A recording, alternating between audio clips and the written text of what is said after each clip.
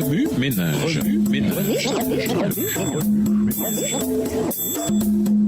Bienvenue dans votre émission Remue ménage. Nous voilà au lundi 29 août, un bon exemple. Lisons Acte 7, les versets 9 et 10. Acte 7, les versets 9 et 10. Les patriarches, jaloux de Joseph, le vendirent pour être emmené en Égypte. Mais Dieu fut avec lui et le délivra de toute cette tribulation.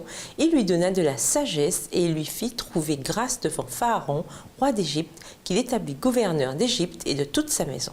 Chers jeunes amis, vous préparez-vous pour le retour du Christ?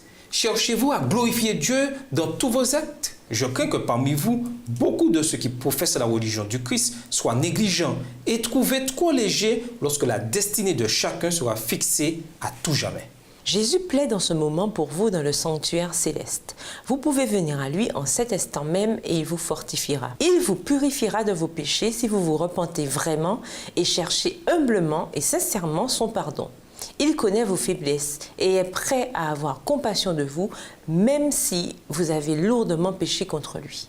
Certains parmi vous peuvent avoir des défauts qui semblent trop difficiles à corriger et à vaincre. Il peut vous arriver de vous sentir découragé et de penser qu'il est impossible de mettre la religion en pratique. Mais n'abandonnez pas, soyez déterminés à obtenir la victoire sur vous-même. Vous pouvez vivre votre profession de foi. Vous pouvez donner un bon exemple à vos amis et à vos associés, lequel va leur montrer qu'il existe une réalité dans la religion, que vous êtes chrétien en acte et en vérité. Par cet exemple, ils verront que la religion corrige vos fautes, vous rend doux et humble et vous débarrasse de la présomption, de la vanité et de l'orgueil. Le plus grand témoin dont nous disposions, c'est notre exemple. Si Joseph avait une telle influence sur Pharaon et sur toute l'Égypte, c'était à cause de son style de vie. Chaque jour, nous avons des occasions d'être un modèle chez nous, à l'école, au travail.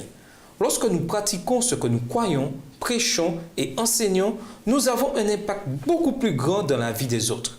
Jésus a toujours donné un bon exemple. Il a mis la parole de Dieu en pratique dans la vie de tous les jours, de sorte que ceux qui l'observaient comprenaient ce qu'elle signifiait. Je prie pour que nous exercions tous cette même influence dans nos communautés.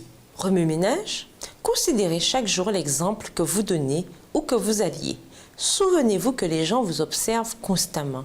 Voulez-vous qu'ils imitent votre comportement? Examinez soigneusement vos habitudes, y compris la façon dont vous traitez les autres. Votre exemple rapproche-t-il les autres de Dieu? Les en éloigne-t-il? Gagnez-vous la confiance des autres par vos actes?